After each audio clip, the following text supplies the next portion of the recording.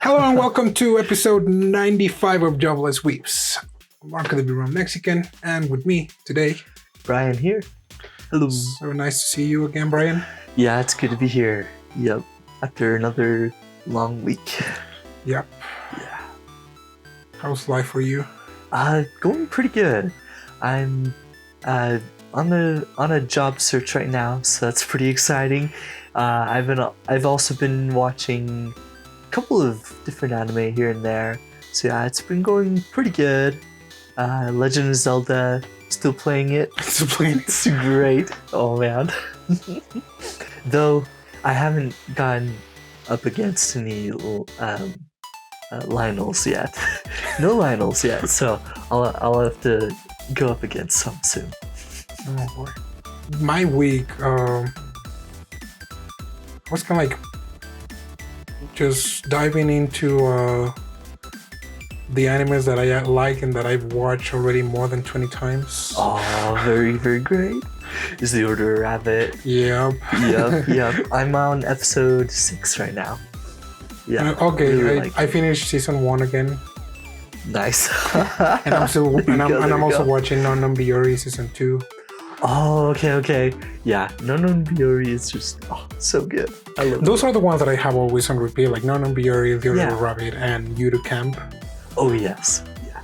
So I go in order, like season 1, 2, 3, the OPAs, at the movie, like in the order that they came out. Oh yeah, chronologically. Yep. Yeah. Other than that, because so I finished watching the anime that we're gonna talk about last week. So it was a pretty intense anime. At least some of the last episodes. Oh yes. Yes. They were intense enough for me to, dive into my wholesome slice of life. Yeah. Just kind of like to calm things down.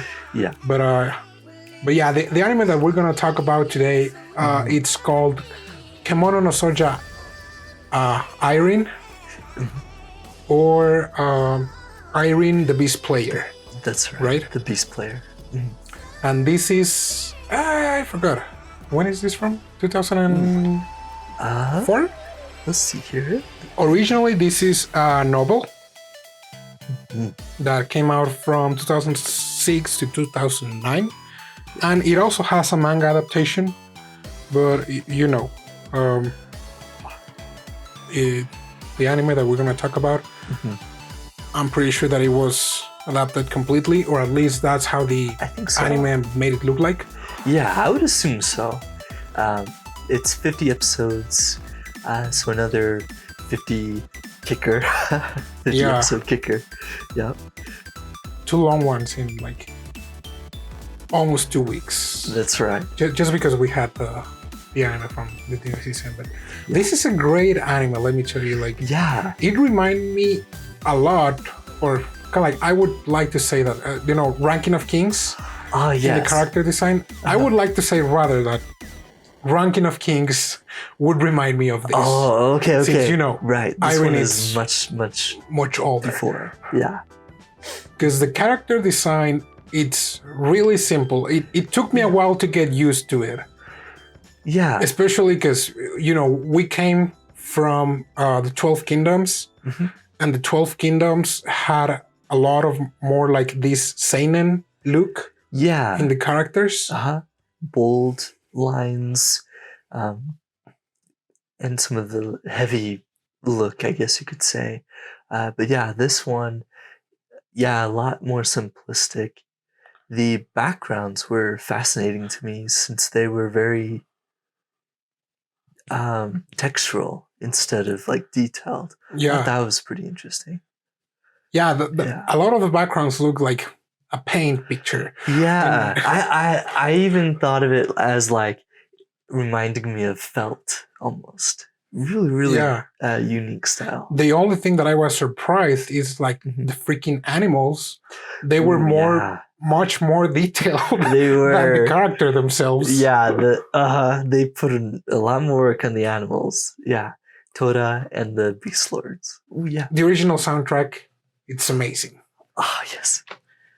Opening and ending, really great. And, background music, according to the mood, Mhm. like those kind of like either guitar or ukulele songs. Yeah. Those were great. I was like, oh crap, because you could feel it even more emotion on you know the emotional part or like the dramatic sections where you were not sure what was happening. Yeah. It's like, okay, that was great. But anyways, yeah. so It let's really start from added the beginning. Mhm. The story, it's about, of course, Erin. Yeah. It would have been really bad move from me if I would have forgotten her name, given that yes. the anime in has her title. name. Yeah, that's right. yeah, I appreciate when titles have their names in it. I know, right? Makes life easier. That's right. But yeah, the story Yeah. starts with Erin. She is a 10-year-old girl, and Yep. she lives in Aka village, or Yeah. Yeah. It's like Ake Village. Aka village, right? yeah. And so she lives in the Grand Duke's territory. Yeah. This world, or at least this portion of land, Mhm. it's kind of like divided in one kingdom and one kind of like vassal state. Yeah, you could call it that. Yeah, I would say vassal, and then the queen's territory for. So yeah, for that because we have the region of Sino, which is where the queen is, and I thought it was interesting because every Yeah. episode is like, oh, on this land, it came from this other part, and it came in a beast, and this person was a god, Oh, and yes. all the descendants from this person are also gods, and she is the queen. Yeah. And in this place of Sino, live all the queen subjects. Yes. On this other state, it's the Grand Duke's territory, and the Grand Duke's territory, it's his job to protect the queen from invaders. That's right. So he has like a military force. Yeah, and the thing is that, oh yeah, he has these dragon-like or like giant crocodiles, or Oh yeah. I mean, they kind of look like Kemono dragons. Yeah, they remind me of Komodo dragons the most. They're like these giant lizards that are many times bigger than people. I would estimate 20 feet long, somewhere around there, maybe even bigger. Yeah. But yeah, they're called Toda, that the Grand Duke uses for his military. And which is intimidating. Like, that's yeah, crazy to have it's these like huge one of the beasts. first scenes on the first episode. I don't remember if it was the very first one, but it's one of the first scenes. Yeah. It's like you see a lot of early people on. that they're like in battle, they're charging in their horses, and then you see these freaking lizards, dragons, Yeah. and some Going people are against riding them, holding their horns, and they're just breaking havoc. Yeah. And it's like, holy crap. Yeah. What's happening here? Yeah. Oh, it's insane. Yeah.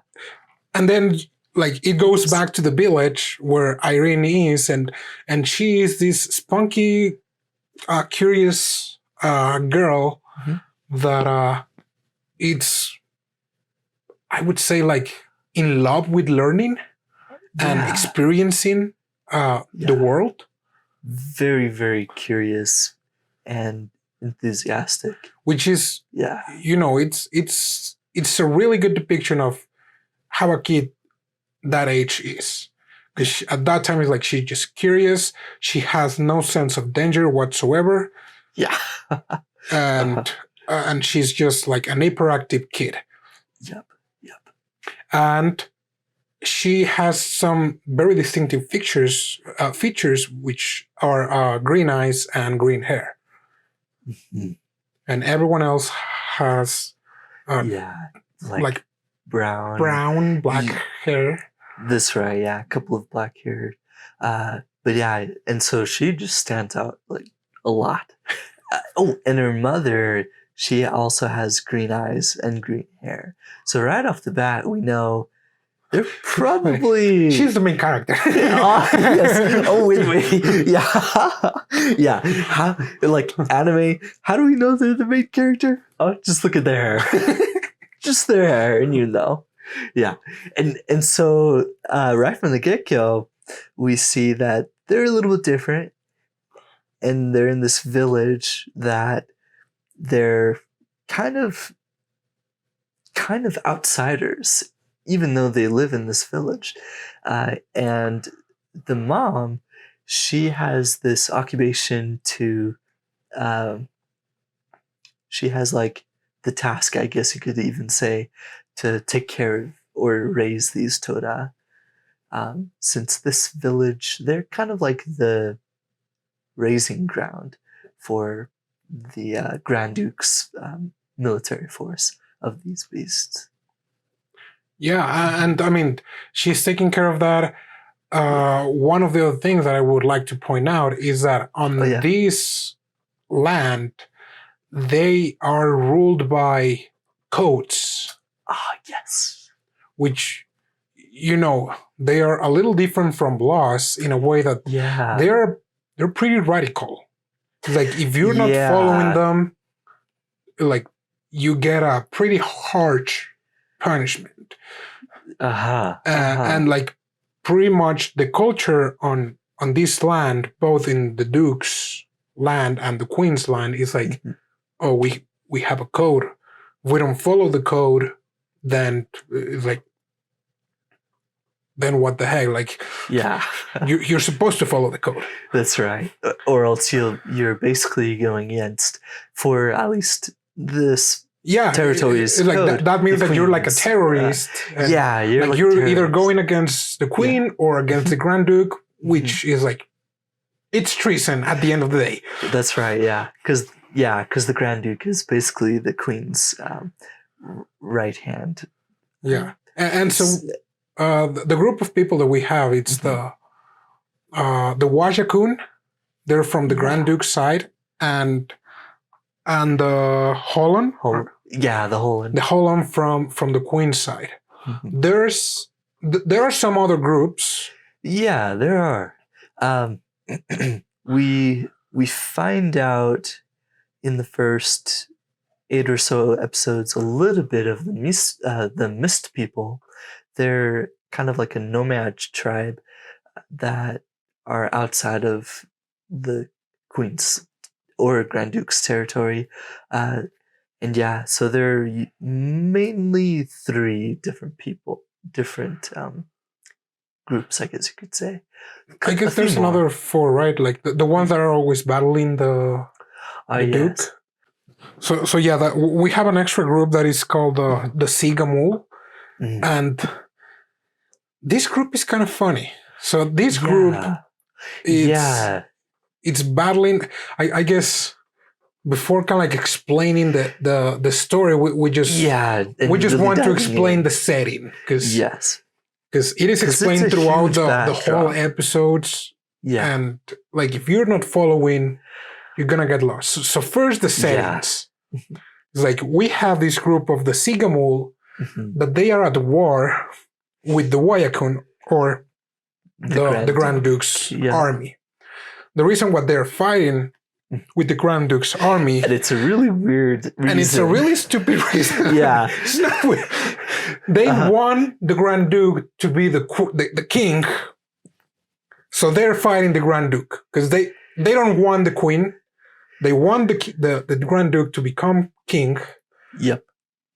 So, you know, they want to dethrone the Queen. Basically. But in order to get to her, they have to go through the Grand Duke's forces. Which is... it's really odd. So, so there's quite a bit of conflict there. We see a few people really close to the Grand Duke, like in this 4th faction. But to their credit, they do have some assassination attempts. But it's really odd that they have to go through the person they want. Yeah. Instated as right? the king. Yeah. I never really understood that. He's like, he's like, I want you to be king, and you're gonna be whether you like it or not. Yeah, that's right. That's right. Because ultimately, the queen is the queen since the people revere her as a god with like that ultimate power. Since this tale, or since this, I guess, like founding idea, is that this person, Queen Jay, with blonde hair and and I guess yellow eyes, swooped in and like saved the people or something like that, and like basically created a queendom. Yeah. I mean, that was also kind of like up in the air. It's like, okay, at the beginning of every episode, we're like, oh yeah, at the beginning from this land, God came and saved us, and it's the queen, and it's like, okay. Yeah. But why? Because it just seems that it was just like, okay, so just repeat these words. She's the queen. She's God. She's God. That's it. Therefore, follow the codes, which is fascinating because the author of the light novel's other work, which we even talked about it before recording, is very similar to Moributo, and it is actually the same author. Oh, did you confirm that? Stories. Nice. I confirmed it. Yeah. So it is the same author. So she has this similar idea in Moributo, where it's like, oh, don't question the things that are like here, like, or you just have to like follow the codes, because. Yeah. Oh man. Yeah, because in Moributo, that was the problem. Yeah, the king was like, problem. This prophecy says that a spirit is gonna come and he's gonna bring devour stuff. Okay, this means I have to kill my kid. Right, because he has the water spirit inside of him. Yeah, water spirit. So similar idea in this one, where it's like you don't question the code, because that's the story laid out. When we find out some things later on, though, where it upends that whole story. Yeah, I mean, people didn't even know their story. That's right. Which, you know what? It's like, it's how like that saying goes. It's like people that do not know their past, they're deemed to repeat it. Which actually happened. That's right. Because we have a lot of factions, and it seems that everything is happening around Erin, and somehow she's just in the crossfire of these altercations between all these groups. And she doesn't realize what's really going on, because it's a centuries old conflict that other people are in the know of, which is kind of unfair for her. It's kind of it's kind of tragic. We have that other thing, that since she is from the mist people, but not really, because and during the entire anime she never gets to live with them. She never gets to be one of the mist people, but she's still been labeled as the mist people, and she's always ostracized because of that. That's right. Yeah. And so in this town where her mom is the caretaker of the Tora, she is so fascinated with her mom's job that she's like, hey mom, I want to be like you. I want to take care of the Tora. I want to raise them. And the mom, you can always see the mom, how it pains her to do that. Because these all-powerful creatures, the only way that you can stop them is with a silent whistle. They just blow it. It doesn't make a sound.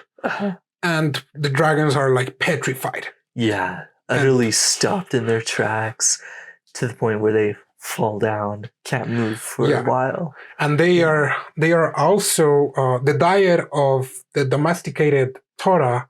It's different from those of the wild Tora. Yeah, because the wild Tora, I would say they're like around 10 feet, like around 10 foot. Sorry. And the domesticated ones are like 20 foot. So like they're considerably bigger. Yeah. They are also have like kind of like their ear lobes cut, so they can actually listen to to the silent whistle. To the silent whistle.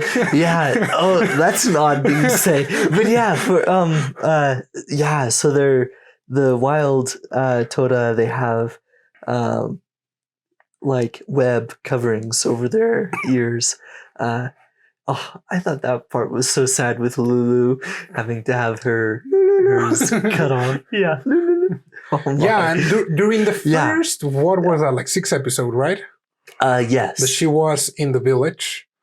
Like in the first 8, somewhere around 8, 7 or 8. Okay. Yeah. During those episodes, she's just in the village. She's been a reckless kid, but she's also very observant. Yes. Because a lot of things happen around her with the animals. And again, this comes again to why her mom and she were ostracized. Yeah. A lot of the people, well, just one person was looking for any reason to kick them to kick them out of the village. And so she was like, oh, so this happened. Oh, this is happening with the lizards. This smells different. Yeah. This feels different. And the mom is like, don't repeat anything of what you just said to anybody else. She saved her mom's butt. Yes. A lot of times because she noticed things. Yeah. But now that I think about it, what if the mom wanted to kill a few of these beasts? I think so. Yeah, so like I think there was something to do with that. It never really confirmed in the first few arcs, and they don't really even outright say it either throughout the whole anime. But I think there was a code where you kill them before they're able to mate. And that was not the code of the Grand Dukes or the Queen. That was the code from the Mist people. Yeah, who. At least in this case, they're directly in the caretaker for this particular village. And we don't learn that until like episode 30 something, I believe. Yeah. Oh yes. Way later. On the first episodes, it's like you see just like the mom is taking care of them. It pains her to blow the whistle, and she's telling like, oh yeah, I'm gonna teach you all I know about this beast. Yeah. But she's just like, saying that. Right. Kind of like just to calm her daughter down, saying like, you're gonna learn one day. Yeah, and it was so sad, but never really like teaching her the ways of taking care of the Tora. Like that's right. Yeah, she showed all like she shows some characteristics like, hey, so take a look at the necessities of the animals, and water, like how they feel, how they sound, how they smell. But a lot of like more detailed stuff, like she doesn't mention it. Yeah, to the point where she says, "When you grow up one day, you'll understand," or even that there's like a secret that she'll understand one day, but that she shouldn't tell anybody.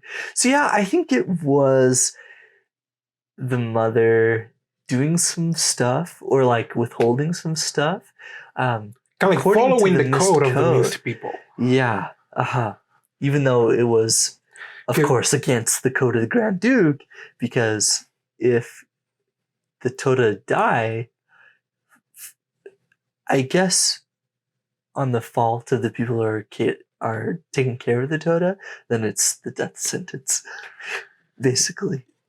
Yeah, and on these first 8 episodes, we see how the mom is like, oh, so something is happening, and Yeah. on the first watch, you don't even notice it Yeah. because it's like, oh, it's crap, so subtle. like she made a mistake. How?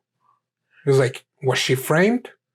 Then it's like, okay, because she gets the death sentence, and even the dude that didn't like her, he was like, oh crap. Yeah, I didn't like. I just wanted her out of the village. I didn't want her to dead. Die. Yeah, yeah. I thought that was an odd detail, since that guy was basically like the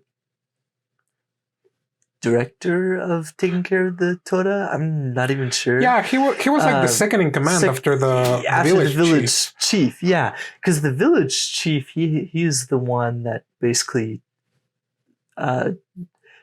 takes care of the whole village, or like takes responsibility. But yeah, second in command guy, he's more of like the Toda master, I guess you could say. Which he was nowhere near. That's right. In expertise or skill to Erin's mom. That's right. Sayo, right? Soyo, I think. Something like that. That was her name. Yeah. And so the thing is, like, Tora dies, she's blamed. She doesn't try to defend herself. She's like, oh, well, it died. It was poisoned. And it's like, okay, that means you poisoned him. You were gonna die. And and so she's sentenced to death by wild Tora. Yeah, she's like, so messed up. Holy crap! What the freak? How can you do that? When I saw that, I was like, I am so glad that the character design is a little simplistic, and especially in the battle scenes of the Tora. Ooh, yeah. Like they even do a sort of impressionistic art style at that point. Yeah. Because, oh boy, if it would have been animated, I was like, dude. Oh, dear Lord. What am I watching? Yeah, it would be way too gruesome. And yeah, it's astounding just seeing like the impressionistic art style with how it all works like that. Oh gosh. Yeah, so Erin, she was supposed to be taken care of with some people, but she's like, no, gonna go see my mom. Yeah. She goes where her mom is in the lake of Tora.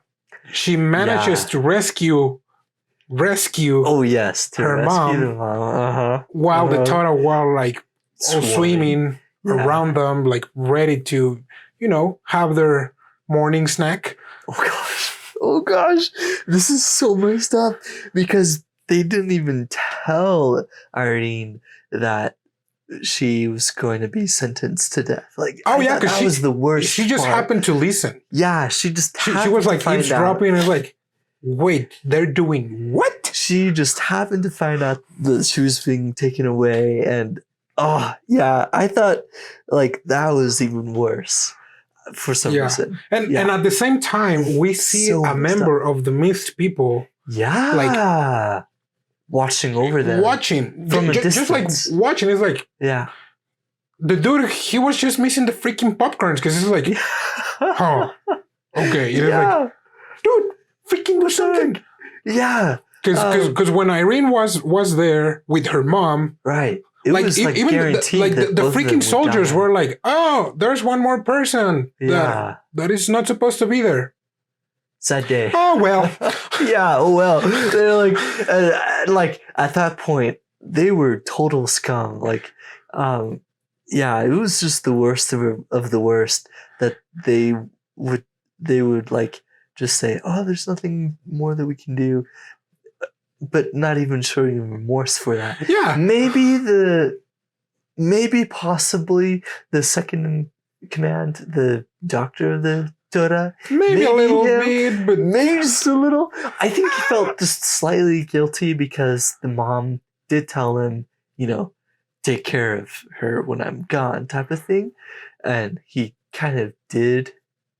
I'm not sure if he really like promised, but he kind of was like, oh yeah, you know.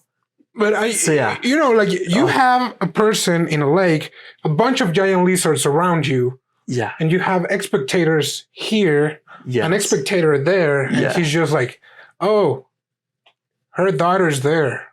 Yeah. Oh, well. Yeah. And so the mom is like, what are you doing here, you idiot daughter? Oh, yeah. And so she tells like, okay, I'm going to do something. I just don't want you to do it because it's a crime.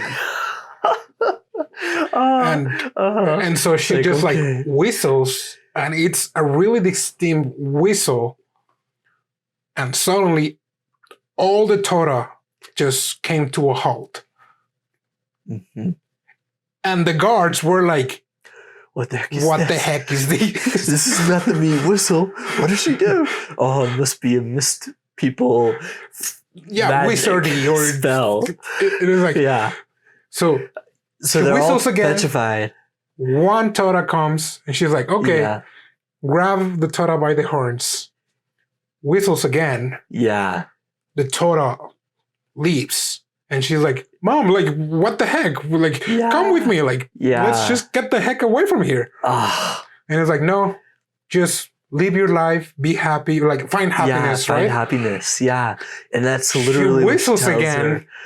Yep. And it's like, oh my God. Like, yeah. What was that? Yeah. Because, boy. Super disturbing and really messed up. And that's the conclusion of this first arc. The mom, she's totally resigned to, you know, her like taking her punishment, death, which is, well, they didn't really show. They just showed like a lot of splashing, so it was really disturbing. That was enough. Yeah, that was enough. That was disturbing enough. Yeah, and man, to have that as the end of this first arc, totally traumatizing and scarring for Erin. For a 10-year-old girl, girl. And all she can do is hang on to the horns of the Toda and just being carried away. As she's yelling out like, Mom, Oga-san. Yeah. So sad. Oh boy. But it doesn't end there. We have like 40. Fortunately. Yeah, we have 40 plus more episodes. So the second arc is when the Tora sends her to the Sino region, to the Queen part of the land, and she is found by a honeyman. Yeah. And let's just speed up a little bit, because like she is pretty much raised for 4 years. Yep. With this honeyman. She has some interaction with some of the Queen elite forces. Also, she has some interactions with a pair of thieves. Former thieves that she saved. The funniest two characters of this whole anime. Muku and Nuku. Yup. Muku and Nuku. They are the life of this anime. They are like the comedy relief. Oh, yes. They have no seriousness to themselves at all. But they're great. They're really not really needed in the plot. Yeah. But they are greatly appreciated. Oh, they are. They are. So they start sticking around, the two of them, and the honeyman, he's basically a father figure to Erin. He basically raises her from that point. She's now 14, and she's taught like how to handle like bees, and how he also teaches her like a lot about like herbal medicines and raising animals, taking care of them, and they just live in the mountains. just a happy-go-lucky life. Yeah. They go to the city sometimes to sell goods, to buy goods, and that's it. Like she has some contact again with some of the elite forces, not directly. She's just like kind of like passing by. She gets an harp, which she learns how to play, and at this point it's like, okay, yeah. After a really traumatizing past that she had, like it seems that she's living a good life now. She's still scared because of what happened to her mom. Because I mean, obviously. Oh yes, absolutely.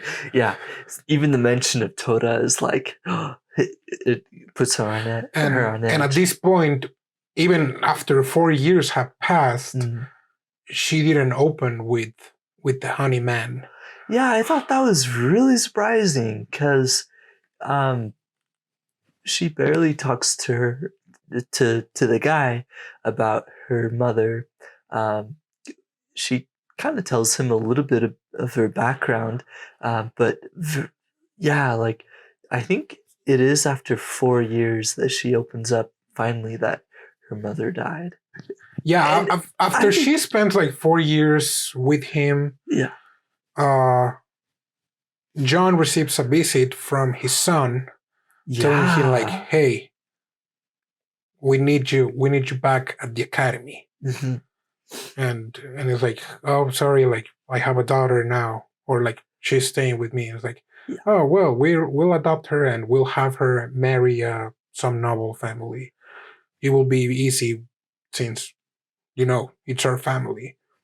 So yeah, we learned the past of both of them. We learned that John, he used to be kind of like the dean of like a prestigious school. Yeah. And she opens up with John, telling her like, "Oh, so I come from a Tora village, and my mom was eaten by Tora, and well, here I am." Yeah. And it's like, "Oh, okay." And so during this part, it's like, "So what are you gonna do? Do you want to come with me? And do you want to be married off to someone, or you can go to school like in this other school on this other side of the Queen's country? There's a female dean, because like in this world also there's this culture of like women, like in regards to academics. Women not quite involved. Yeah, that's right. The academics world is more for like men, but on this side it's like no,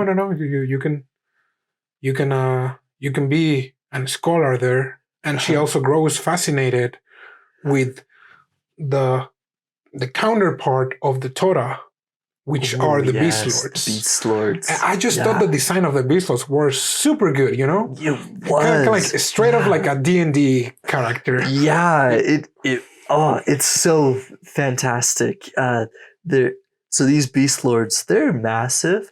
They kind of have, they have the shape of a bird, but they have a head of a wolf's head. And they have pretty huge legs too. Granted, since they're so big, they also have like unique tails where it's like rat tails or something like that. So yeah, really cool design. And they shine when they fly. Yeah, really, really cool detail. Yeah, she has a few encounters during like the second arc. That's right. With John, and she's just fascinated with them, and she's still like, "Hey, in this other school, they actually take care of a few Beast Lords. So, you want to go there? Do you want to come with me?" And she's like, "Oh, will you help me to go there?" She goes there. She goes to school. She passes the exam. She says goodbye to John. Muku and Nuku stay with her. Oh, yep. They are kind of like her shadows. I know that was so funny. And she starts her school life as like a middle schooler, right? Or something. Something like that. And she also notices maybe junior high, something like that. Yeah. Yes. Middle schooler. She was in school. That's right. The Beast Lords, the Beast Lord here, though, they are a bit different. Yes. Their colors are darker than the wild ones. Very dull color. And they don't fly. Yep. They, at this point, they're just like giant dark chickens. Chickens. Yeah, kind of. Yeah, they pretty much are. And the thing is, they are raised for the sake of the queen, to show off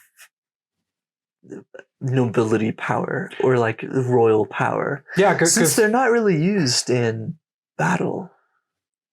And it comes again to the story that it's like, oh yeah, the god at the beginning of the story, the god was mounting a beast lord. Yes. So the beast lord is this sign of nobility, of godhood, even. Basically, yeah, because the code right now in the modern era is basically that beast lords don't befriend people. Or Toda, for the matter. Yeah, or Toda. That's right. But yeah, again, like they are following a code to the letter, not wondering like why is the code there. It's like, oh, okay, the code says so, so we're just gonna follow it. Right. So while she is on or during the process that she is going to school, on the other side of the kingdom with the queen, she is given a bunch of beast lords of this dual color and a little baby one that it's a white color. That's right. And it's recently caught. So it's a little wild beast lord. And also the other thing is that normally they just catch the eggs and hatch the eggs themselves and raise them from there.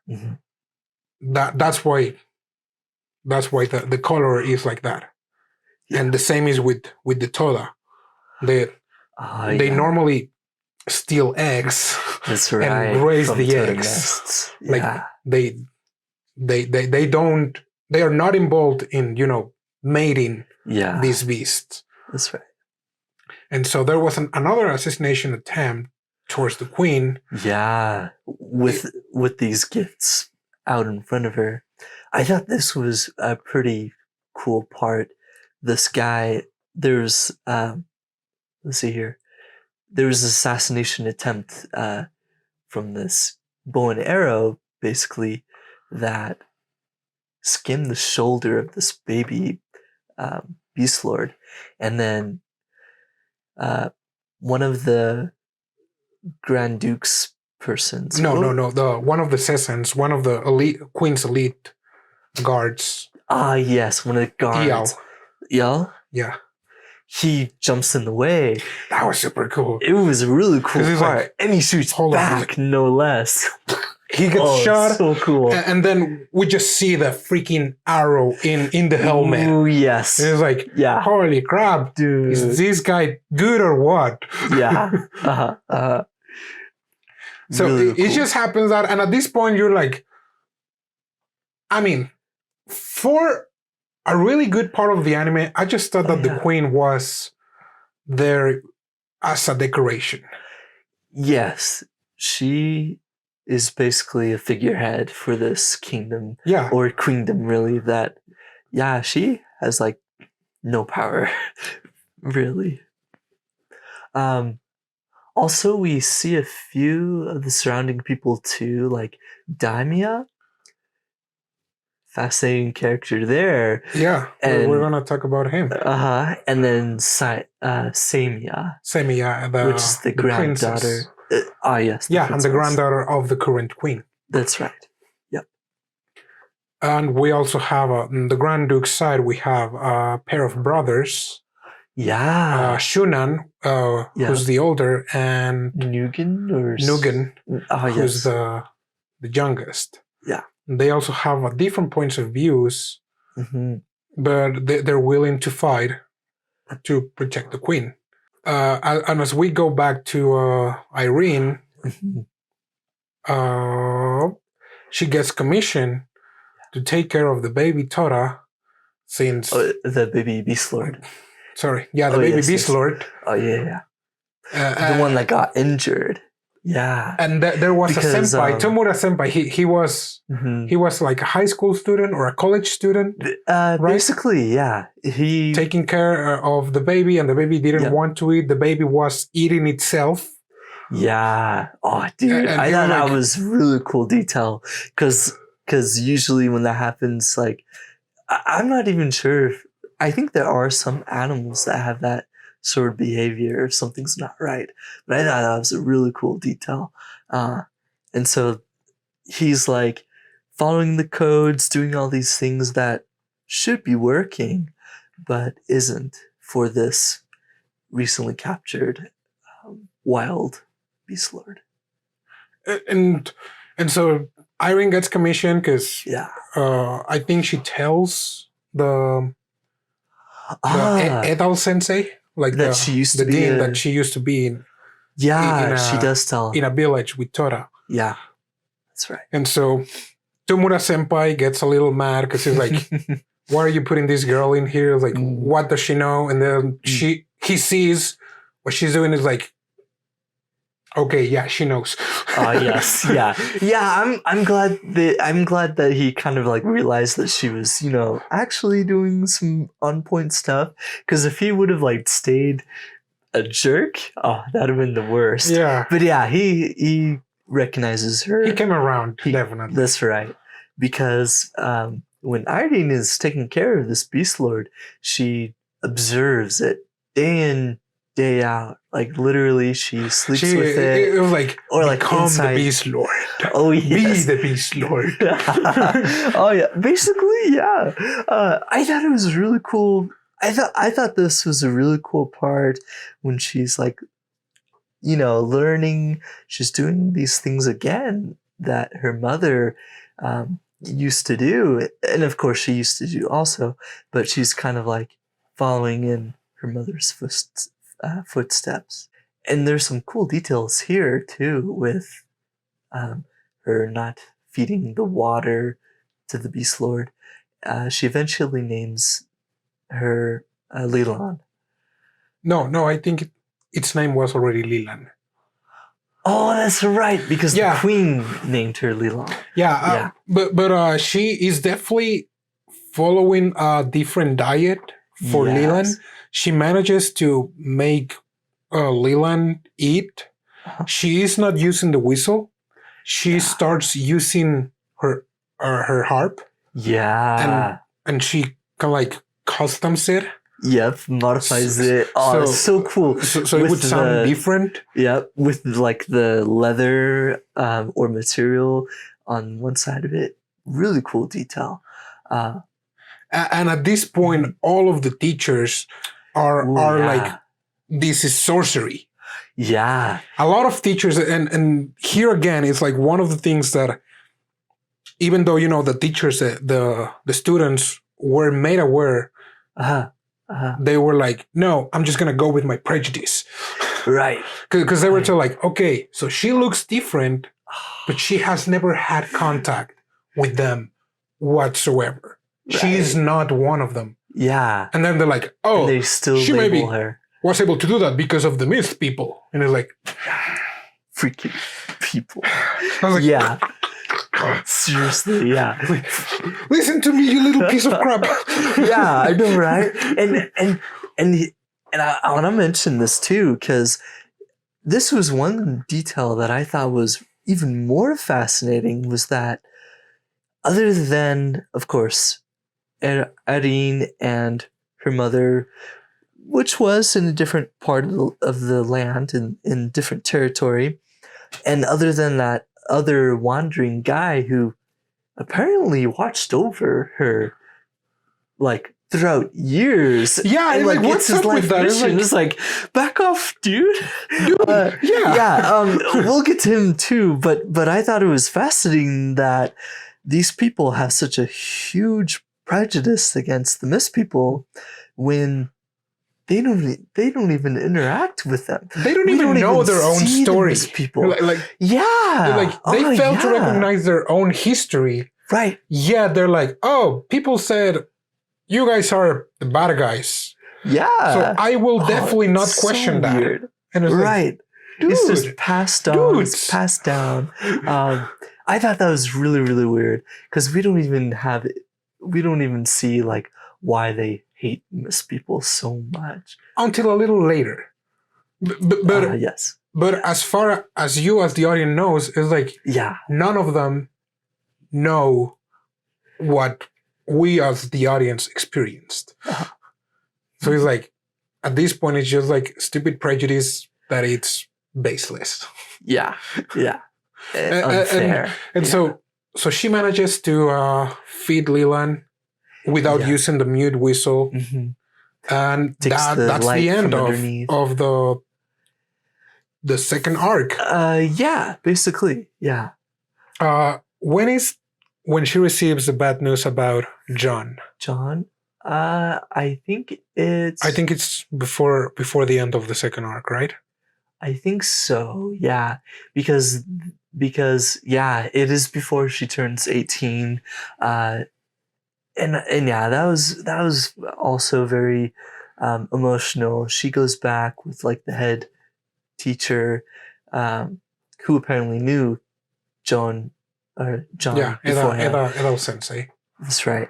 I think it was during that time when she was still like 14 years old or so, when she's still getting used to, or when she's like still in her first few years of school life. Once again, from there, we have another time skip of another 4 years. Yep. She's 18. She's soon to graduate the college. Mm-hmm. And she's about to start to be a teacher. Yeah. At this point, the only people that know that she has tamed a Beast Lord without the means of the mute whistle are students and professors, and they have sworn not to tell a word. That's right. Which, there are rumors, which means that there was a snitch in there. Oh, yes. Because I'm not even sure like what the reason was, but I think Idol Sensei, she was like at her wits' end beforehand on taking care of this Beast Lord that was for the Queen. So I think she's like justifying to herself that it's okay because it was saved. The Beast Lord was saved. Yeah, so, and we learned that there's a code. Secrecy. There's a code also for the Beast Lords, and Irene was clearly not following the code, starting for the diet and the Beast Lord imperative and the whistle. And also the benetropic water, which I thought was fascinating, that the Toda and Beast Lords have to drink this water. I think it's a little different. Like the amount of ingredients, but I thought it was super interesting because, on one hand, it would make the Toda stronger. Yes. But on the other, it would make the Beast Lords stupider. Yes. And the cat fly. Just like giant chickens. Yes. While the other ones were like freaking Godzilla. Yeah. Oh, I thought that was so odd. And so in this arc, she is like pretty much a friend to Leland, and the Queen, nobody else knows other than the school and the stalker that's always watching her from the Mist people. And also, I think that's it. Yeah. For knowing her secret. Yeah. Mm-hmm. We have the addition of a new teacher. Ooh, yes. Now this is where it gets a little bit further in the plot. This new teacher, Kirikou. yes, Kirikou. Yeah, he's kind of a shady character because we kind of already know. Yeah, we know that he's a bad guy because when he's introduced, that's right. He is poisoning people. Yes. Oh my freak! And we see him taking his helmet off, and that helmet happens to be the same as the one used for the assassination attempt towards the queen. Yes. In the past. So you know already he's a bad guy. Yeah. Yeah. So he infiltrated the school as a teacher, and Irene, I think she's still like a student, kind of, but she is aiming to be a teacher herself. I think it is. It was during that time that she kind of like made the transition from student to teacher. That's right. Yeah. But yeah, to the time she is still the only one in charge of Leland. That's right. And so this guy, we know he is in this group, the Sugimo. Yeah. That wants the Grand Duke to have power over the kingdom, basically, or to have the kingdom. Kind of. Yeah, kind of. Yeah, it's so weird. It's just a royal mess. It really is. Yeah, it really is. So this guy, he is showing a lot of interest with their relationship, Leland and Irene. So it's like he is coming in there and he's like, oh, like you're taking care of Leland, but it's not usual. Like, it's different. Like the codes. Yeah. And she's like, oh, I didn't know about the codes until somebody told me. But at that point, she was already taking care of Leland her way. Yeah. And so he's like, interesting. So they're like, you won't tell anyone, You won't tell me. Like, no. It's like, no. My lips are sealed. You're like, sure. So when he said that, I was like, yeah, right. Like, sure, buddy. Obviously. Yes, I believe you. Yeah. And so during this time, another wild beast lord is brought to the academy. That wild beast lord was injured by mistake, so it was taken. It was like, hey, okay, so take care of him and then release him. So we have this other beast lord. His name is Eku, or its name Eku, and he just happens to get along really well with Leland. That's right. And this entire scene was great as well because Ekun drops a feather. And Muku and Nuku, they're like, oh, look, let's take it to Irene. I love that they always squabble between themselves. Like, no, I'll take it. No, I'll take it. Yeah, they always do that. And they drop the feather really close to where Leland was, and Leland starts like chewing on it. Yeah. And her color starts to change. Yeah. For a more like pinkish one. Yep. And Irene is like, what's going on? The fur is changing. It's like, what's this? So she looks into it, thinking that there might be something, and like, I think she even checks the Beast Lord imperatives, but like nobody knows what's going on or why this is happening. I think they do rule out that it's not a sickness. Yeah, but she was sick. Oh, lovesick. Oh goodness. So she notices like some of these changes, and so when I think they just like do it by happenstance where they're both released at the same time, Iku and Leland, where they're like going out and having their free time, I guess you could call it, and so I think a few people are there too, but it goes to the part where Leland totally changes her color, like all the way pink, and we find out that she was going into like the mating ritual. Yeah.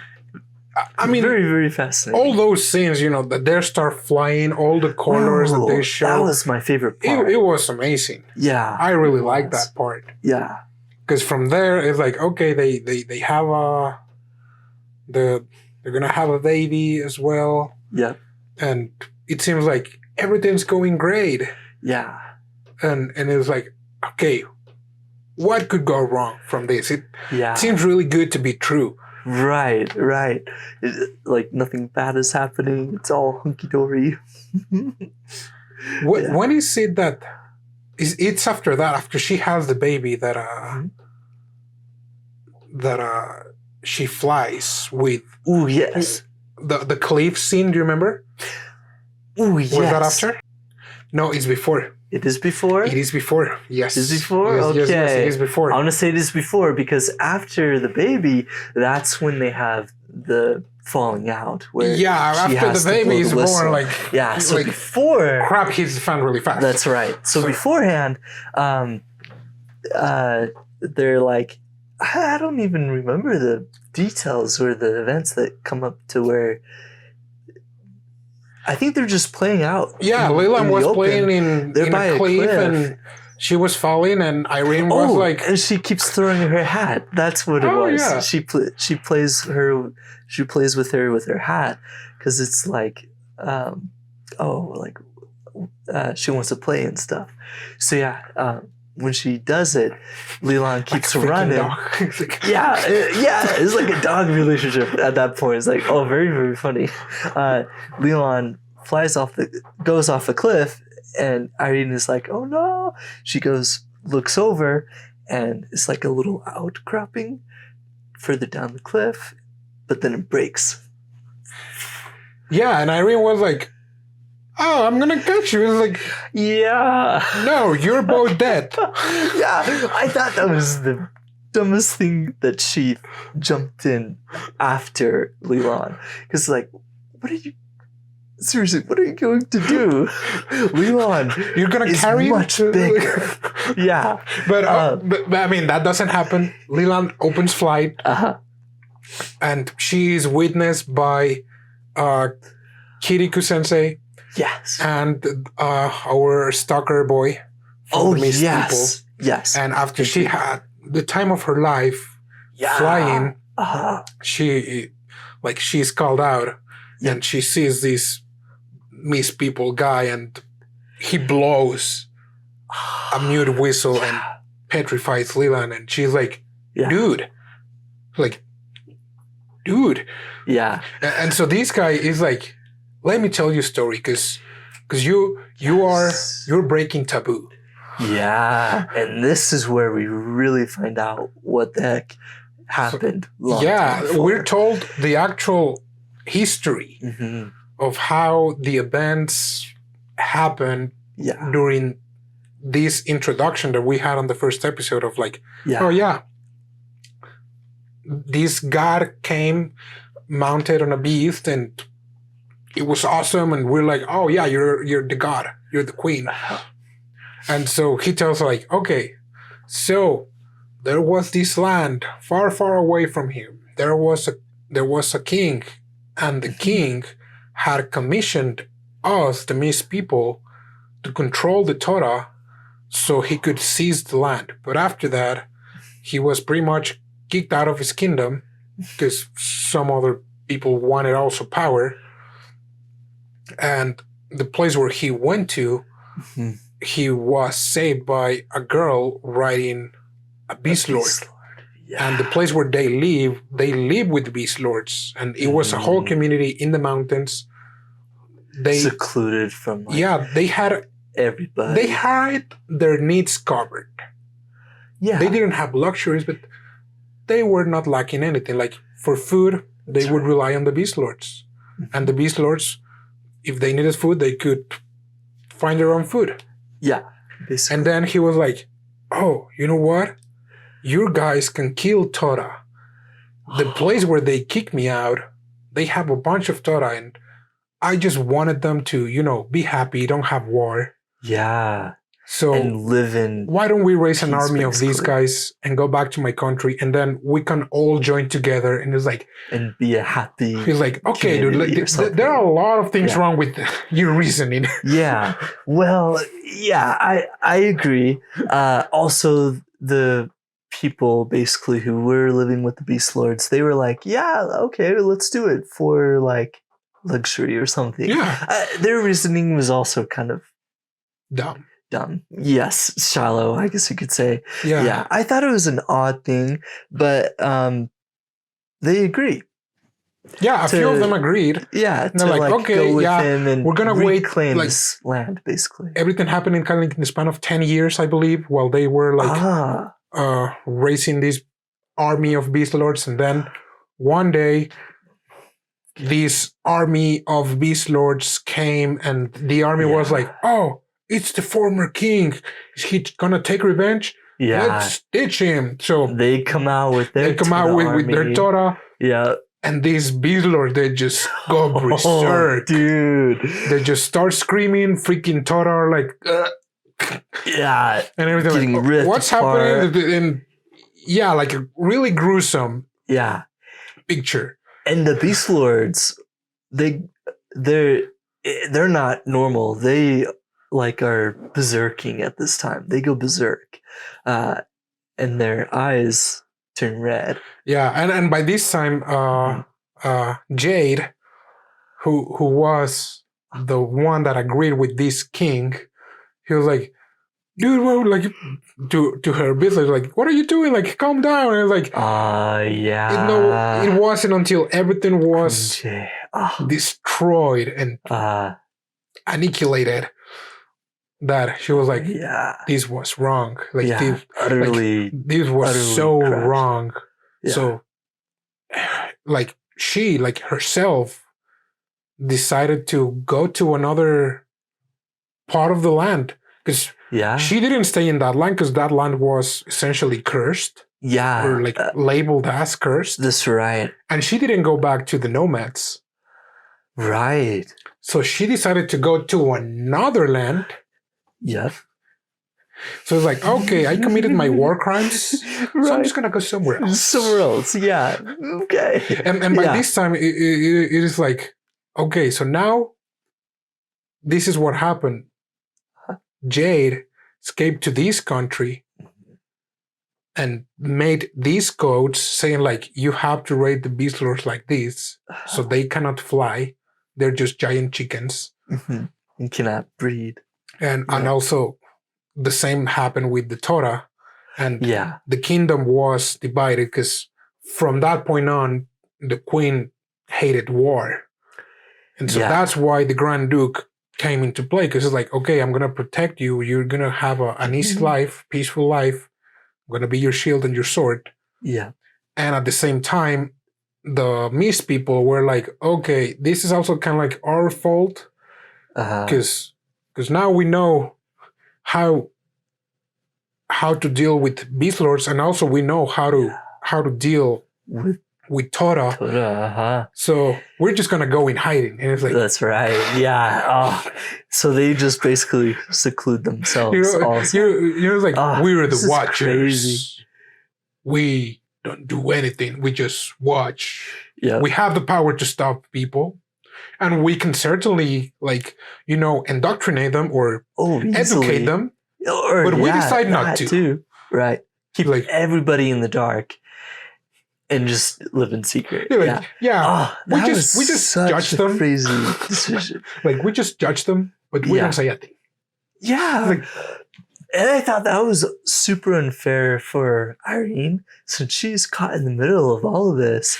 And just now that guy is approaching her. And now she's like, it's like she's suspected to abide the Mist people code, the Queen's code, the Grand Duke's code, and all under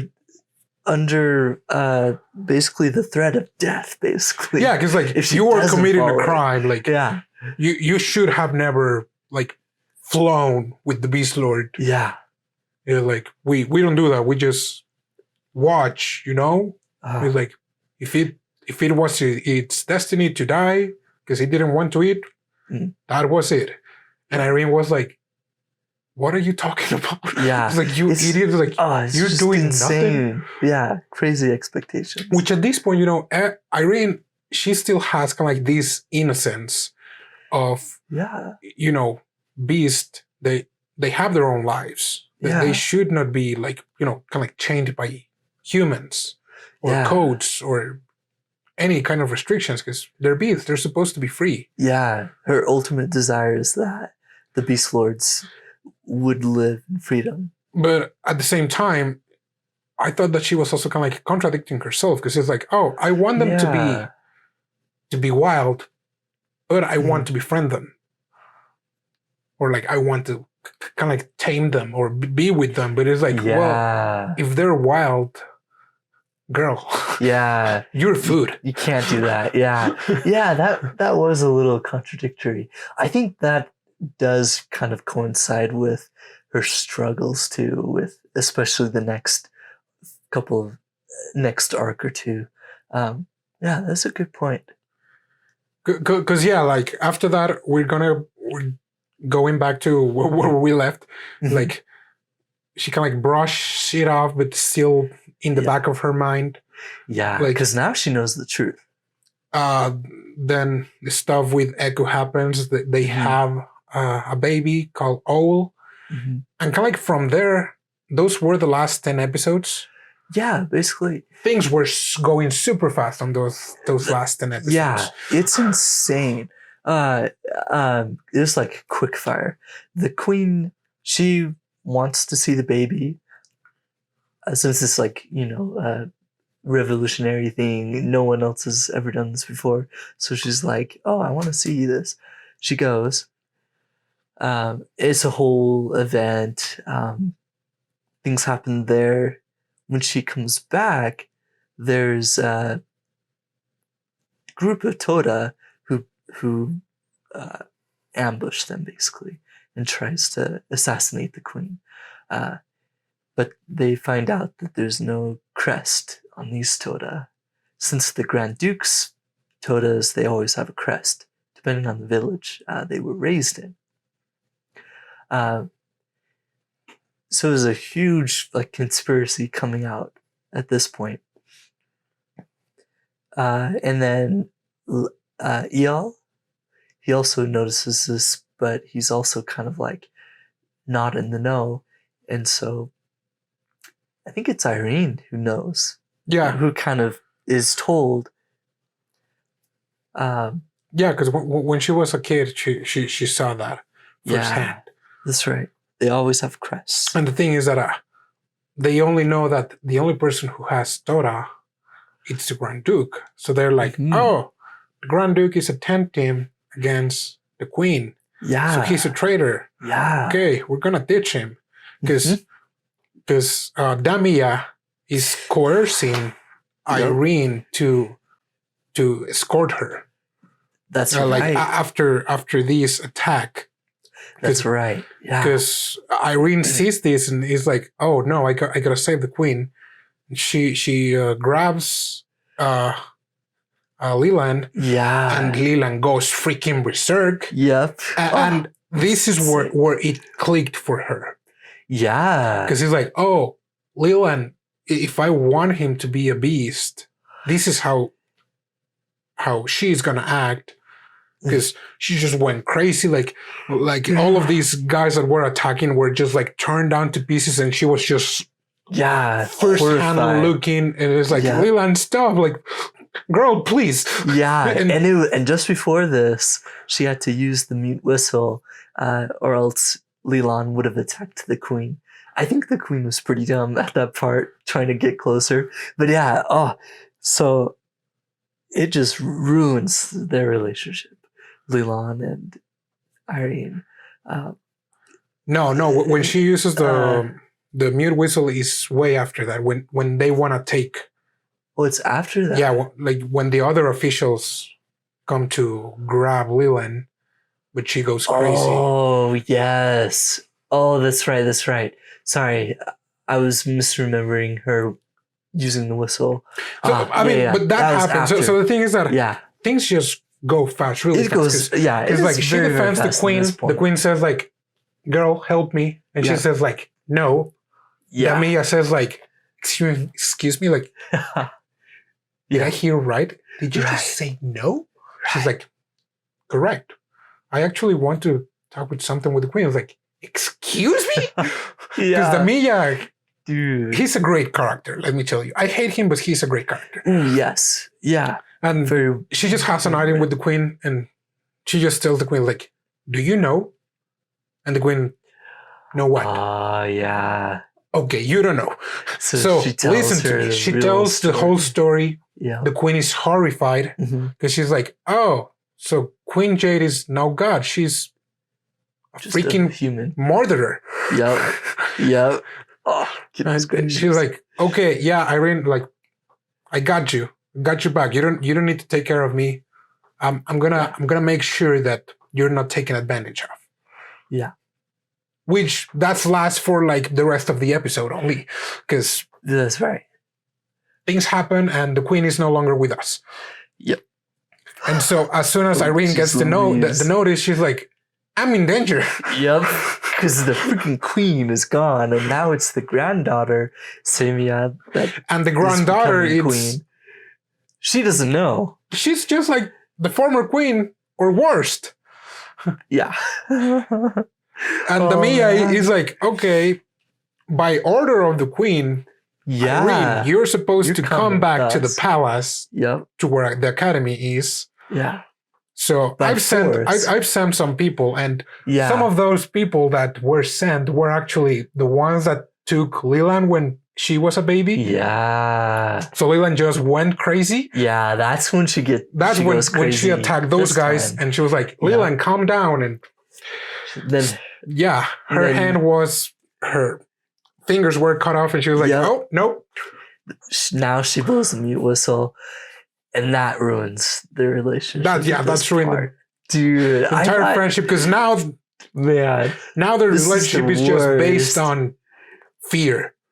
Basically, yeah. Like all the other relationship with the Tora and the other Bisterians. Yeah. It's all on this fear of like, hey, if you don't behave, I'm going to blow the meat whistle. It's so sad to see them from then on always like at odds with each other, like always approaching her, but like pulling out the mute whistle is like, because now she's carrying it at all times. That's right. And she has a mitten in her hand with the bracelet of her mom. Yeah. And now, instead of using her bracelet, as a necklace, she's now wearing it. Yeah. I just thought that it was like a shackle for her. Kind of like, oh, this is my punishment. This is it's that idea of her having to accept that these are just beasts that they're taken care of, and it's like she's now adopting the way that her mom had to do, even though she hated it. But it is that like that utter acceptance or I guess to this way of life. Yeah. And she is also then now coerced to raise an army of Tora, because at this point Damiya he's like, "Oh, the Grand Duke is planning something against us.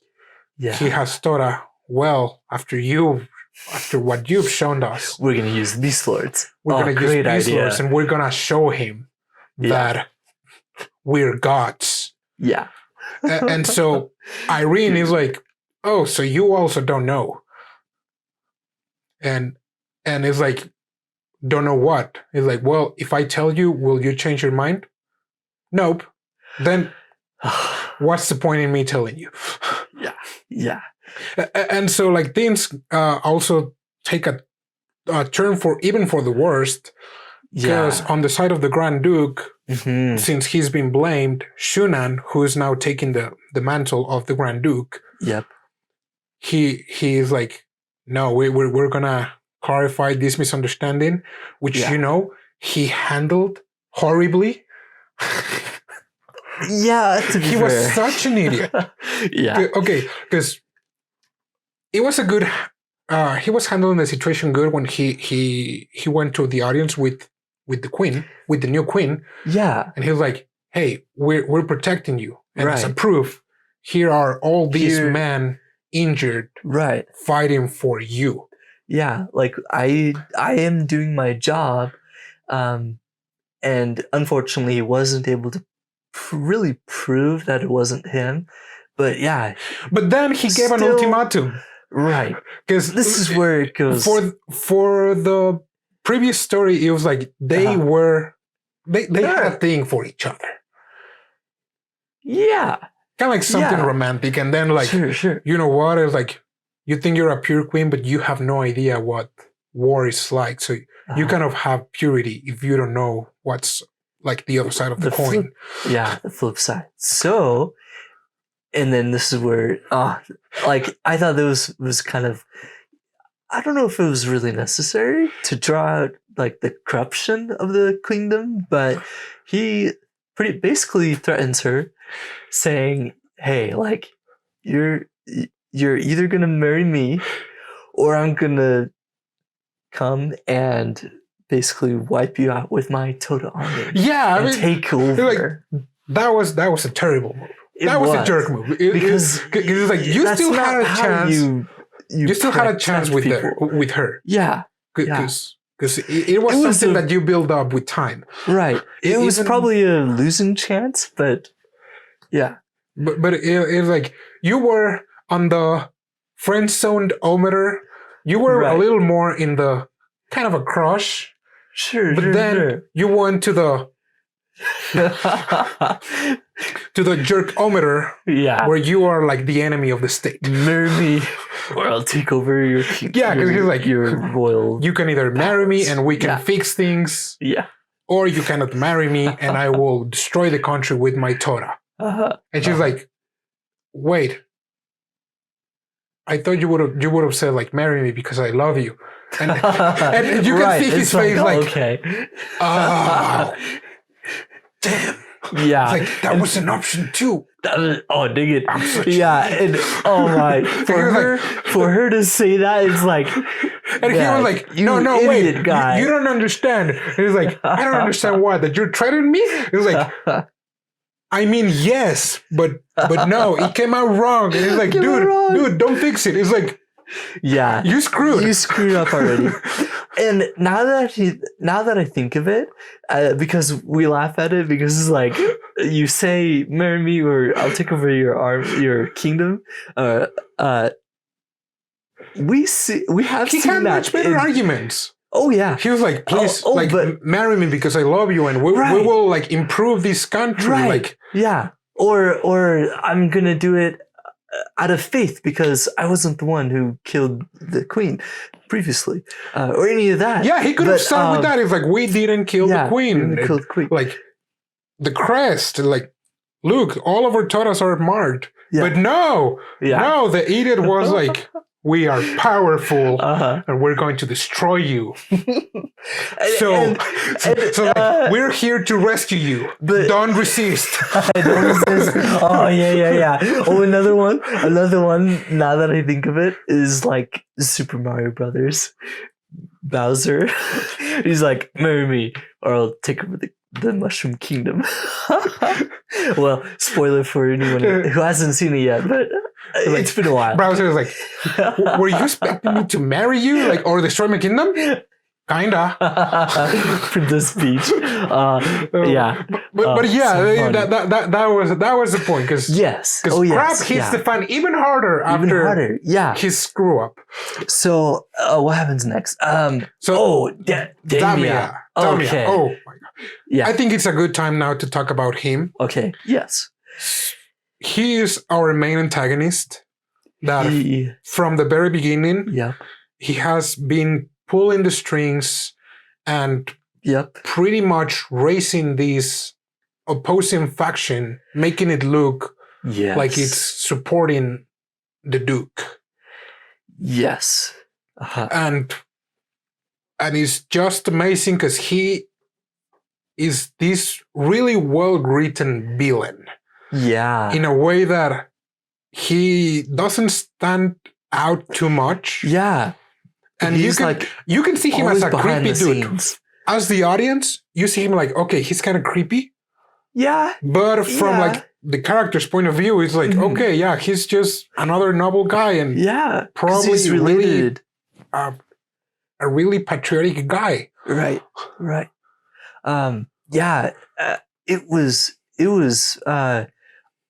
was crazy because he was behind that faction, but all for the sake of like strengthening the royal faction. Yeah, it's insane. All the way to the point way back years ago where they were gifting Lilan to the queen. That assassination attempt was due to his pulling the strings back then too. And now with Samia becoming the queen, it just made things easier for him. Because he's like, oh, you see my queen? Yeah, this guy is threatening us. Yeah, but we got a flying wolf. Yep, we gotta strengthen our position. Basically, and he's like telling her sweet nothings, like, "Don't worry, I got this. Like, we'll take down the Grand Duke." Yeah, because he's like, "Hey, you're the queen. The queen is supposed to be this figure. As long as the queen stands, the kingdom stands. Yeah, let me take care. Like, let me dirty my hands." Yeah, even to the point where he's like, "Oh, like." We'll show him, and he threatens Erin with killing everybody from the school to get her to come with her beast lord Lilan. And I also had a cringe moment when he proposed to her. Oh my gosh. Yeah. I was like, dude, you're her uncle. Yeah, Damia proposed to the freaking Alabama. Yeah. Oh my gosh. So yeah, that happened. I mean, and the idiot said yes. Man. So dude. But yeah, at this point it's like you see that this man, even when you think that he couldn't do not like fall lower, he's like, I have a shovel. Let me prove it to you. Yeah, because he's like, after threatening, like killing everyone in the school and all her friends and even I think like the village from the Torah. I think that they don't, but all her close ones. Yes, He's like, you're gonna go with the Beast Lord to where the place Shunan said you're gonna have your Beast Lord. Yeah. Pretty much destroy them. Yeah, save the queen. So Shunan sees that the queen still has godly powers, and so he becomes under their thumb again. Something. A good subject. Yeah. Like that it's not raising any, questions. Yeah. About the way she's doing things. Yeah, exactly. Because she is a god. And he's like, and I can do that because I am a god. Because like I'm a descendant of gods. And Irene at this point is like, I've been made into using Lilan as a weapon. And at the same time, it came to my mind. And at the same time, I know that it didn't happen because she was not a psychopath. Because she could have just ordered Lilan to eat Damian.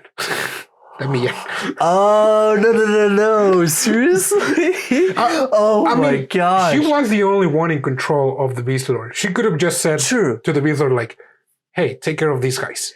True. And then, get the heck away from her. Well, she could have done that.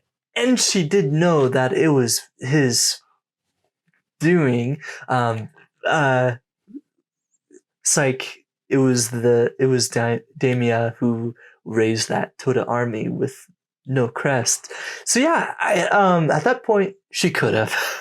She really could have. But at this point, she still kind of like had this innocence of like, no, I don't want to be a monster like you. Yeah, I did not think of that possibility. Even when Shunin, she was the only one in power. It was like, yeah, basically. And the other, like, even like, the new elite guards from the Mian, they couldn't do crap against a Beast Lord. I mean, unless they had the mute whistle, but still. Yeah, that's true. Yeah, he takes over the royal guards. But I mean, it is in this point that Ial, the Sesan, former Sesan, because when the new queen is appointed and the Mia starts moving even faster, he realizes a new group of Seasons. Yeah, because Ial leads on his tracks, so he's like, no, he's a traitor. Yeah. Kill him.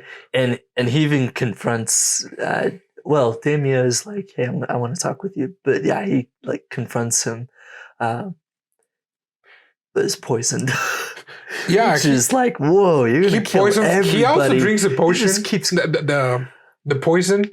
Oh yes, and he does. Ial like escapes, and he's like, oh crap. He's like, let me get that out. Yeah. Oh my gosh. Yeah. He just goes to all the lengths to be just the worst. Ial was like best boy. Time.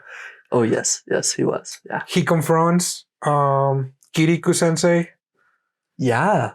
And I just also love that part because Kirikou was also like, oh, I'm the bad one. Yeah. Because Kirikou was like, no, I want a place for the pure of heart, and the Mia promised me he would do that. He would get a place like that. And Ial was like, dude, you freaking idiot! You're like, you're imprisoning Irene and her beast lords, knowing well what she can do, and she's a really pure-hearted person. Yeah. Are you really giving freedom to the pure-hearted person? Like, are you giving happiness? And he's like, oh crap! I'm the baddie. Yeah, I thought that character development was like, really good. You betrayed a fellow professor, and he's like, oh crap! Yeah, he's like, took you long enough. I'm glad they had that character. And like, kind of like they battle. They go kind of like their own ways. He goes to see Irene, like in really bad shape. Irene patched him up, but. The time for the last battle is approaching. Yeah. And again, she's against her will doing this. And the queen has still two options. Either raise a blue flag, which means like she's going to marry it, or do nothing and be destroyed. Yeah. Which, by Damia's plans, it's... well, we're going to bring the Beast Lord and destroy them. They're going to submit to us. Yeah. So during all of this rest of the part, and it really sucks because we need to go kind of like fast. Oh, yes. Yeah, we do. Yeah. During this part, this last part, Irene manages to go see the queen, tell her the story. The queen is again like, oh, crap, so I'm a puppet. And Irene is like, yes, you are. And, well, like, Damiya didn't want you to know this, but he's threatening to kill everyone that I love. And the queen is like, but he's my uncle. He's like, yes, but... sorry about that. But he's a really, really bad person. And so the queen is like, oh, okay, yeah, I'll give you the freedom that I could never have. And it's like, sure you will. And so the final battle is here. Shunan and his army of Tora are just waiting for the break of dawn. And on the queen's side, Damiya is, okay, we have everything ready. Yeah, it's like, oh yeah. And the queen is like, raise the flag. And Damiya is like, whoa. Yeah. Whoa. Yeah, like, we're gods. Like, what are you doing? It's like, oh, you cannot do this on call and this and that. Like, she confronts her. Oh yeah. She, the queen, decides that it is better to go along with the Shunan's plans, marriage. But yeah, Damia's like not having it. I think he has his guards. Yeah, the guards stop her. Yeah, but best boy, he kind of also holds Damia, but then it doesn't end there either. Shunan is like, oh yeah, she's like gonna marry me and whatnot. So he comes out, he comes over, he starts, like running over. And his freaking brother. Dude, yeah. Okay, out of Damia's, of course, he's the bad guy, villain. Yeah, Nugan, he's like total traitor.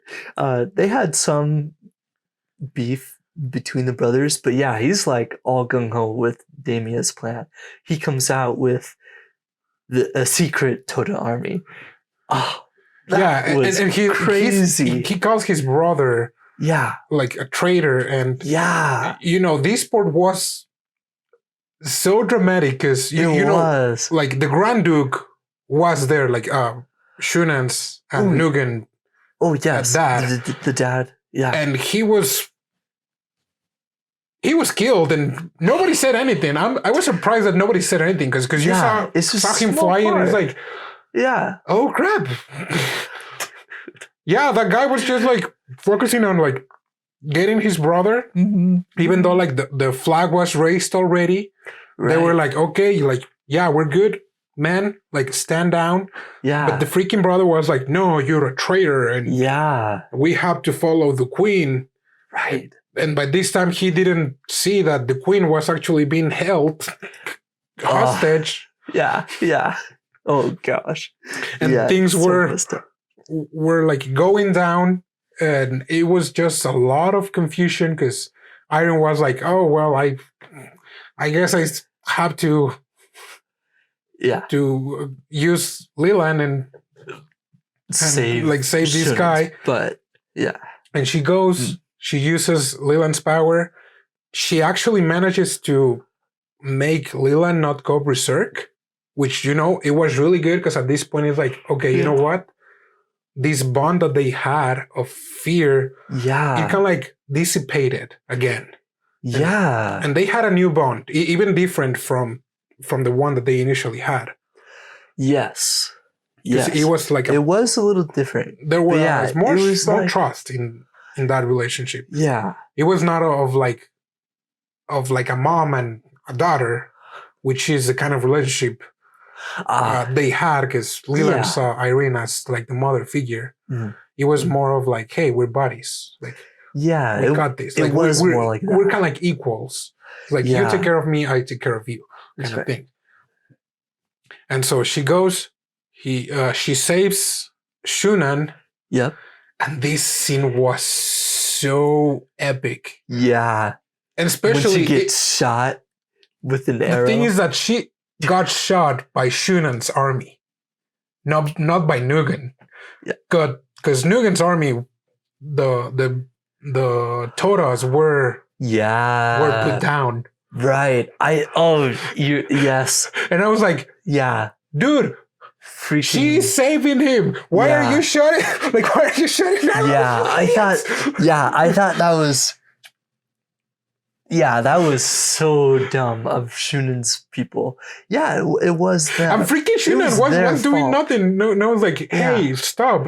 No, Shunan was like, what is happening here? Why am I above this giant wolf? Oh crap! It flies. And then Irene is like, she gets shot, and she's like, okay, now I'm in danger. Yeah. Because the freaking Tota wake up and they're like, remember that feast we had 8 years ago? Here's another one. Yeah, this was like trauma rising to the top. Yeah, because Leland is there, but we have Irene. She's still in the freaking middle. I think the scariest part was when all the Toda like swarming her too, just like the mom. Really, really like, like emotional, really like, whoa, really intense. But then Leland comes and swoops down for the rescue. Yeah, and grabs her, like Yep. about to eat her, but no, like, yes, just grabs holding her. Yep. And she goes flying, and it's like that looks impressive. Yeah. And going back to where Damiya is like, okay, Damiya, like, you lost, dude. He's like, admit it. And he's like, no, I'm not done yet. Yeah. And he's like, dude, dagger. Like we get it. You're a great villain. Kind of pathetic, but great villain. Very pathetic. Don't do things worse. Because he's like, oh, I'm about to kill this guy. And it's like, you were being seized by best boy EL. Yeah. Who's an elite. Seriously. Do you really think that he's gonna let you out that easily? It's like, of course not. And he's literally been dying to kill you. Yeah, he's freaking after you, and he's the best of the best. I thought it was very, very satisfying. And it was the right thing, I guess. I think it was, yeah. Like, it was a necessary thing. Yeah, I honestly didn't see the story following good with him in prison. Right. Because it's like, no, this is one of the things that just like, you gotta take out from the root. That's right. Because it was all on him. So when he's about to stab Samia, because like, that's like in his mind what the next step was needed for, like, I don't know, for something. I mean, he wanted to become a king, but the rules were like, the queen is that's right. Is the actual ruler. Like, the queen can get married and stuff, but the king he has even less power than the queen. Yeah. So he decided it was better for her to die. Eon was like, no way. Yeah, and he dies. And I was like, that was satisfying. Yeah. Really, really good. And kind of like from there's another time skip where it seems that we see Owl, which is Eku's and Leland's cub. Yeah. Yep. And we see a little kid. Yeah. And the kid is wearing a necklace. Mm-hmm. And he's like, oh, mom. And when we see Erin, and he's like all grown up, and he's like, oh, that's so beautiful. Dude, yeah. Such a beautiful Because that's the end. And it's like, it is, yeah. It's like the end right there. She ended up with best boy EL, even though they were like some years, like a lot of years apart. Oh, yeah. Probably like 10. Maybe. Yeah. I don't know. But I mean. Yeah. But yeah, they had a little kid named Jesse. Oh. How did you know it was EL though? I didn't. He looked like EL. Oh, okay. I mean, that's what I'm thinking, because I don't think it was Tomura's. Not okay, yeah. And Kirikou, he became a traveling doctor. Oh yes, yeah. He was like, out and about. It was definitely EL. Probably okay. No one else. I like that because they did have a great relationship with like To the Harp and whatnot. And they had a really good moments. Not only when she was still a kid, but when they were more grown up, when she was like patching his injuries several times. Yes. They had their moments. So it's like, I think that it was EL's. Okay. I like that. I like to think that. Yeah, because I didn't think Tomoru Senpai, I don't think they were a good match. Yeah, I mean, he had a thing for her, but it's like, no, dude, no, I'm sorry. It's like, you don't seem like a good match. And also, you know what? It was, we exactly don't know what happened to like the land. Ooh, we don't. But since Shun and Semiya ended up together, they were like, oh, we're gonna change things. Yeah, because they were like, we're gonna make keep decisions. Peace, but we also have to know this other side. Yeah, I liked their ending conversation where they were like, both parties have to like open up to each other. I thought that was really good. Yeah, because it was this segregation of the land of the queen, the Sino land, where it's like, oh, we're happy, we have everything, we have peace. And then versus the Duke's land. And then we have these barbaric people. Yeah. All they know is fighting. Yeah. The Wajaku. And so. And that's why like the Wajaku also had like their war song of like mocking the whole one, saying like these people are just garbage because they just send us to die and we're fighting for them and they don't appreciate it. It's like, I mean, dude. Yeah, a lot of stuff to fix, a lot of political things that need to be sorted out. But yeah, I thought that them coming together. Yeah, I think it was a good ending because it was like a great new beginning. Yeah. Especially also because you know the Mist people were like, we're supposed to watch, and Erin is like, why though? And they're like, I don't know. Yeah, that guy who like always followed her around, it was really weird because he like was there when because you know he was ready to kill Erin. He was, yeah. And he was like, because he was like watching over her to protect their secrets. Yeah, to this day, I don't know. The Mist people, they weren't all that great either. Yes. They were. I mean, it's kind of bad that they were ostracized.